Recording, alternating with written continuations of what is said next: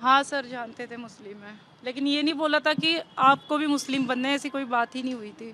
Sir लग ही रहा है लव जिहाद है, पूरे पैसे ले लिए, मेरा धर्म परिवर्तन कर लिया। इनके कहने से मैंने नमाज स्टार्ट कर दी, रोज़े रखने स्टार्ट कर दिए, और बुरखा भी पहनाने बोला। मैंने कोई बात नहीं, इसकी भी हरगिज़ नहीं करी कि कोई बात नहीं, उनके धर्म में जैसे रहते हैं वैसे रहूँगी। मेरी लेकिन तो प्रार्थना है, सबसे निवेदन है कि इस प्रकार के इन जिहादों से बचें और अपने आप को बचाने का प्रयास करें। नहीं तो ऐसे इस प्रकार से ठगाए जाएंगे। हो सकता है ये कोई काट के बोरों में मिलती, उससे पहले ये भाग के आ गई है और अपने आप को बचाने के लिए गुहार कर रही है। तो आप हम सबको सचेत रहना है। और ऐसे ऐसे जो लोग हैं जिहाद के नाम पर बच्चियों को बरगला रहे हैं, एक एक दो दो तीन तीन निकाह विवाह करके और बच्चियों को फंसा रहे हैं, और उसके बाद में सब कुछ लूट कर बच्चियों को 3 तलाक का प्रेशर दे रहे हैं। क्या नाम है आपका? प्रतिमा। सर मैंने ना मुंबई का घर बेच के यहाँ पर एक प्लॉट लिया था वेस्ट कॉलोनी में। वेस्ट कॉलोनी में एक प्लॉट लिया हुआ था, तो अब उसका पेमेंट करना था। पति ने मेरे उनके ना जिम खोलने के लिए मेरे से 10-15 लाख रुपए ले लिए, ये बोल के कि बाकी पेमेंट मैं कर दूंगा लोन करके, और बाकी 10 लाख रुपए मैंने उनको चेक से दे दिया, जो सामने वाले हरीश असरानी थे। और जब आज पैसे देने की बारी आई तो उन्होंने मेरे को धमका के ये बोला कि पहले तो तू तलाक देगी तो ही हम तेरा पूरा पेमेंट वापस करेंगे। और बच्ची है सर 2.5 साल की, मैं भी तलाक दे के जाऊंगी कहाँ पर? आरिफ अली जिम चलाते हाउसिंग बोर्ड में, तो कोई मदद नहीं कर रहा था, इसलिए मुझे किसी ने बोला कि सर मदद करेंगे, वहाँ चले जाओ आप। शुरू से पूरी चीज़ बताइए, आप कहाँ रहते थे, कैसे? सर मैं मुंबई में रहती थी पहले, और अभी मैं व्यास कॉलोनी में घर ले चुकी हूँ एक। 30 लाख रुपए में व्यास कॉलोनी है, शिव जी के मंदिर के पास। हाँ रावंच। सर उनके जिम में ही हुई थी मुलाकात, सुभाष नगर में। तो अब आज पेमेंट देना था सामने वाले को रजिस्ट्री करने के लिए। इन्होंने बोला था मैं बचा हुआ जो मैंने आपसे पैसे ले लिए ना 10-15 लाख, ये मैं दे दूंगा आपको। तो आज अचानक बोल रहे कि 15 लाख नहीं दूंगा, एक तरफ साइन करोगे तलाक की तब आपके ही पैसे रिटर्न करूंगा। तो मैंने बोला मेरे ही पैसे रिटर्न करने में आप मुझसे तलाक कैसे मांग सकते हो? वो तो बात की बात है अगर आपको नहीं जम रहा है, लेकिन जो पेमेंट देना है वो अंकल भी मुझे धमका रहे थे स्टार्टिंग में कि घर खाली कर दो, क्योंकि पूरा पेमेंट नहीं दे पाए आप लोग भी। लव मैरिज की थी उनसे? लव मैरिज सर मुस्लिम परिवार में हुई थी। 2020 में मैं जिम में सुभाष कॉलोनी में आरिफ अली से मिली थी। तो उसके बाद लव मैरिज, प्यार हो गया, फिर हमने शादी कर ली। शादी करने के कुछ 2-3 साल बाद मेरा एक प्रॉपर्टी का केस चल रहा था। शादी हुई, इसलिए मैंने इन्होंने बोला कि वो बीच में प्रॉपर्टी छोड़ दो, आप अपन यहाँ घर ले लेते हैं जयपुर में ही कहीं पर भी। तो मैंने वहाँ 30 लाख में घर छोड़ दिया, सौदा करके आ गए। तो इन्होंने मुझसे ना झूठ बोल के पैसे ले लिए, ये बोल के कि मुझे जिम ओपन करना है, तो जो पेमेंट है ना अंकल को सामने वाले को देना है वो मैं दे दूंगा थोड़े दिन में। अब ये अंकल पेमेंट मांगते हैं तो ये हाथ ऊपर कर लेते हैं। कभी ये बोलते कि मेरा भाई देगा, भाई बोलते कि मैंने तो लिया नहीं, ये इसने दिए तो यही देगा। और आज पेमेंट देने की बात आई थी सुबह, यही बात करके घर से निकली थी मैं कि उन्होंने बोला था आप पेमेंट ले जाना, आप दे दो, और मेरे को आपके साथ रजिस्ट्री नहीं करनी, आप अपना अकेला कर सकते हो। तो मैंने बोला था चलो अकेले कर लूँगी जैसा भी रहेगा। तो वहाँ जाने के बाद वो तो तलाक की डिमांड करने लग गए कि आप के जो 14-15 लाख जो देने ना, आप तलाक दोगे तो ही पैसे देंगे, नहीं तो अदरवाइज आपको पैसे रिटर्न नहीं मिलेंगे। सर ये पैसों के खातिर ही हुआ है, मैंने तो कोई तलाक नहीं मांगा था इनसे। सर लग ही रहा है लव जिहाद है, पूरे पैसे ले लिए, मेरा धर्म परिवर्तन कर लिया। इनके कहने से मैंने नमाज स्टार्ट कर दी, रोज़े रखने स्टार्ट कर दिए, और बुरखा भी पहनाने बोला। मैंने कोई बात नहीं, इसकी भी हरगिज़ नहीं करी कि कोई बात नहीं, उनके धर्म में जैसे रहते हैं वैसे रहूँगी। लेकिन उसके बाद भी अगर मेरे पैसे लेने के बाद मुझे इतना मजबूर करेंगे, मेरी ना ये डेंगू का इलाज चल रहा है, मेरे पास सारे रिपोर्ट पड़े, कल तक के रिपोर्ट सारे पड़े, उसमें भी कोई खर्चा नहीं देते।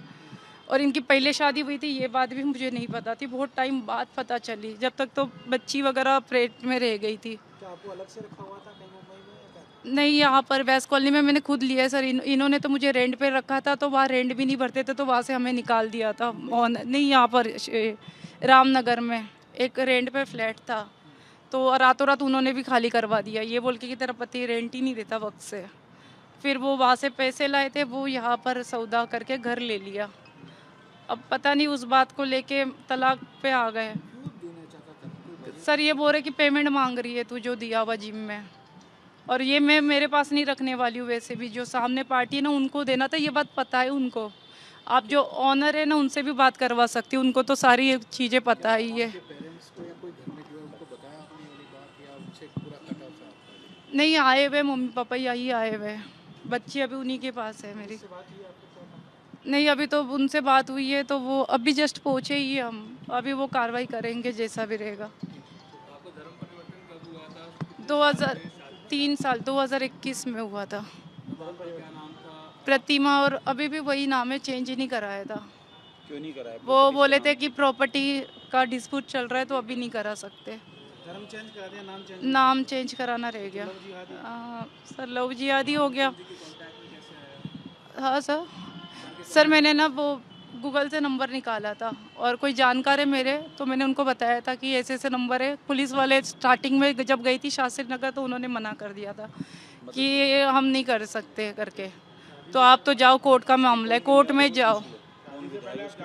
तो किसी जानकार ने बोला था कि कोई विधायक है तो उनके पास जाओ, हो सकता है आपकी सुनवाई हो जाए।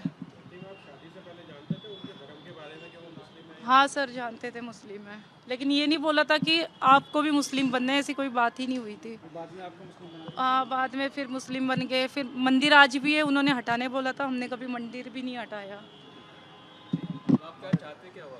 सर मैं तो मेरा हक चाहती हूँ, जो उनके वजह से मेरा घर मेरे नाम पे नहीं हो रहा है और वो तलाक की डिमांड कर रहे हैं। वो तो बात की बात है, जब तलाक आपको नहीं रहना है वो बात है, मैं दे भी दूंगी, लेकिन ऐसे परेशान करके टॉर्चर करके तो कौन करेगा। अब मेरे पैसे मांगने से मुझसे तलाक मांगेंगे तो फिर मैं कहाँ जाऊँगी। और 2.5 साल की बच्ची है, उनको पता है, वो भी बीमार चल रही है, उसकी ब्लीडिंग आती है नाक से। 15 लाख रुपए सर, 10 लाख तो मैं मेन ओनर को दे चुकी हूँ। विषय यह है कि प्रतिमा नाम की बच्ची है, मराठा है, महाराष्ट्रियन है, मुंबई से है ये। इस बच्ची का लगातार फ़ोन आ रहा था, मेरे सभी फ़ोनों पे संपर्क साध रही थी, मिलने के लिए कह रही थी ये, और अपनी कोई बात और कोई पीड़ा है, समस्या है, तो उस बात को कहने के लिए मिलना है। तो मैंने कार्यालय का इनको संपर्क सूत्र दिया, मैं आप कार्यालय पे आके मिल सकती हैं। और ऐसा नहीं कि ये अकेली एक बच्ची, ऐसी कई बच्चियाँ कई बार पहले भी आ चुकी है, और मुस्लिम बच्चियाँ भी आ चुकी है इस प्रकार की कई बार समस्याएँ लेकर। ये बच्ची जब आई, रोने लगी और अपनी बात कही, तो सुनकर बड़ा मन में विचार आया कि हम बहुत समय से बात कह रहे हैं कि इस प्रकार के कई जिहाद चल रहे हैं, उन जिहादों में भोले भाले लोग फंस जाते हैं, और फंसने के बाद में जब वो लुट जाते हैं तो उन्हें एहसास होता है, या फिर वो बोरी में कटे हुए मिलते हैं, या फ्रिज में कटे हुए पाए जाते हैं, या वो किसी रोड किनारे मरे हुए मिलते हैं। ये इस प्रकार के कई जिहाद चल रहे हैं, उस जिहादों में एक प्रकार का जिहाद है। इसकी बात जो समझी और जिसने कहा, लिखित में दिया है, इसने कहा मुझे मदद चाहिए, मैं काफ़ी समय से मदद मांग रही हूँ, मेरी मदद हो नहीं पा रही। विषय क्या है बहन? मतलब विषय ये है कि मैं भी, डेंगू है, बुखार है, मेरे 2.5 साल की बच्ची है, उसको भी बीमारी है। मेरे को एक व्यक्ति जो मुस्लिम समाज से है, नाम था उसका आरिफ अली, क्योंकि ये फिल्म इंडस्ट्री से जुड़ी है और वह भी कोई जिम और इवेंट से जुड़ा हुआ है। तो इस बच्ची की उससे मुलाकात हुई जिम के माध्यम से, जिम के ट्रेनर के रूप में इससे मुलाकात हुई, और उसने जिम के माध्यम से इससे दोस्ती की, और दोस्ती करने के बाद में अगर निकाह नहीं करेगी, उसके साथ नहीं रहेगी, तो उसने इसको कहा मैं सुसाइड कर लूँगा। और 3 बार अटेंड भी और 3 बार उसने ऐसी नौटंकी की कि जैसे नहीं मिली तो मैं पता नहीं क्या कर लूँगा। जो फिल्मों में ऐसा बताते हैं, 2.5 घंटे की फिल्म में जो झूठ बताते हैं, वह झूठ को इसके सामने प्रेजेंट किया। बच्ची ने उस बात पर उससे एक्सेप्ट किया, और इस बच्ची के, एक बच्ची जब पेट में आई तब पता चला कि ऑलरेडी वो विवाहित है, शादीशुदा है, जो इसको छुपाकर झूठ बोलकर किया। उसके बाद मुंबई में इसकी प्रॉपर्टी थी 1 करोड़ की, इसको आनंद फानन में प्रॉपर्टी 1 करोड़ की 30 लाख में बिकवाई। वह प्रॉपर्टी बिकवा के जयपुर लाया, जयपुर में इस किराए के मकान में रखा, किराया दिया नहीं, तो अंत में बच्ची परेशान होकर और उसको छोड़कर दूसरी जगह रहने लगी। बच्ची का सारा पैसा ले लिया, उस पैसे से जिम खोल लिया, बिजनेस कर लिया। इसने बताया कि वो और उसके भाई ने इसको मारपीट भी की। क्या नाम उनका? आरिफ अली। एक बार पैसे मांगने पे हाथ उठाने की कोशिश की, मारपीट की इसके साथ में। और आज ये बच्ची की स्थिति है कि इसके पास में अकाउंट में सिर्फ 500 रुपये हैं, अपना गहना जेवर सब बेच चुकी है, सारा पैसा प्रॉपर्टी वो ले चुका है, और अब बच्ची इससे मांगती है तो पहले बात तो मिलने आता नहीं है, और आता है वो इससे या फ़ोन पे बात होती तो इसको ये कह रहा है कि पहले तुम मुझे तलाक के पेपर साइन कर तो मैं तुझे पैसा दूंगा। क्या गारंटी है तलाक के पेपर पे साइन भी कर देगी और वो इसको पैसा दे देगा? पहले ठगी गई है, इतनी बार लगातार ठगी हो रही है, इस पर प्रेशर दिया, गुरका पहनेगी, तेरे को नमाज पढ़नी पड़ेगी, पूजा प्रार्थना नहीं करने दूंगा। एकमात्र इसके निशान बचा है, वो दिखाना, एक निशान बचा है सिर्फ ये ओम का, बाकी सारे निशान मिटा दिया गया है, खान पान बदल दिया गया है, कपड़े पहनावा बदल दिया गया है। यानी प्यार के उस चक्कर में, उस जाल में, उस जिहाद में इतना फंसाया कि ये मजबूरी में वो जो कह रहा वो ये कर रही है और आज भी करने को तैयार है। सारा पैसा भी ले लिया है, मिलने भी नहीं आ रहा। डेंगू की पेशेंट, 500 रुपये अकाउंट में बच्चे, खाने को दाने नहीं है। 2 माँ बाप बूढ़ों की जिम्मेदारी इसकी है, एक बच्ची 2.5 साल की इसकी जिम्मेदारी है और ऊपर से वो इसको आज ताड़ना दे रहा है, प्रताड़ित कर रहा है। तो सीधा सीधा जिहाद का मामला है साहब। इस प्रकार से भोली भाली बच्चियाँ, महिलाएं फंस जाती हैं, फंसा दिया जाता है, उसके बाद में टुकड़े करके बोरियों में डाल दिया जाता है। और ये उससे पहले अपने आप को बचाती हुई मेरे पास, मेरे कार्यालय खुद आई है। मैं जानता भी नहीं था इसको। पूरा दिन बैठी रही है ये। मैंने सोचा कि हो सकता है इनका आपसी झगड़ा हो, सुलझ लेंगे। पूरा दिन बैठी रही है ये। पूरा दिन बैठने के बाद मैं इसमें कहा भाई, तो बोले नहीं, मेरे को तो न्याय चाहिए, इंसाफ चाहिए, मेरी मदद करे हुई है।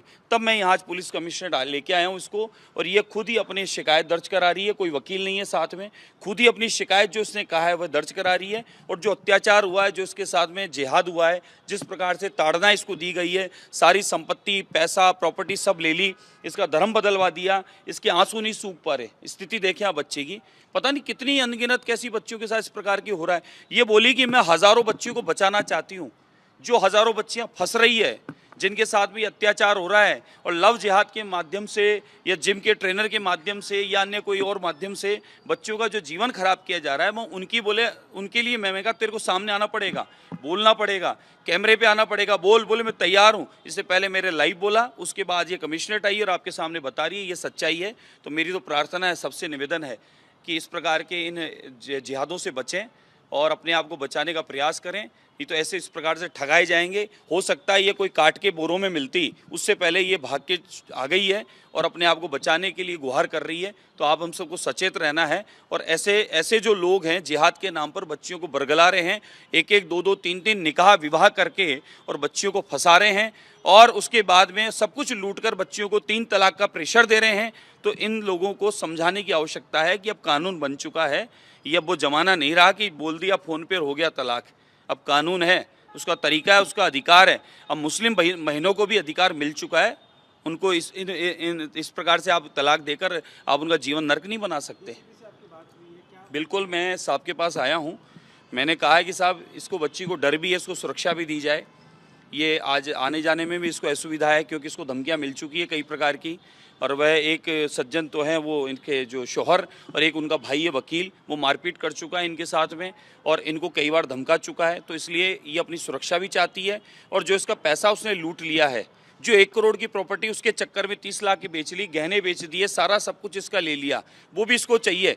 और उसने जो अपराध किया उसकी सज़ा भी उसको मिलनी चाहिए। उसके लिए स्वयं चल कर आई है। ये फिल्म इंडस्ट्री से जुड़ी थी बच्ची, इवेंट कंपनियों इनमें काम करती थी। उसी संदर्भ में वो जिम में मिला इसको और जिम के माध्यम से इस बच्ची को लेके आया है, जैसा ये बता रही है।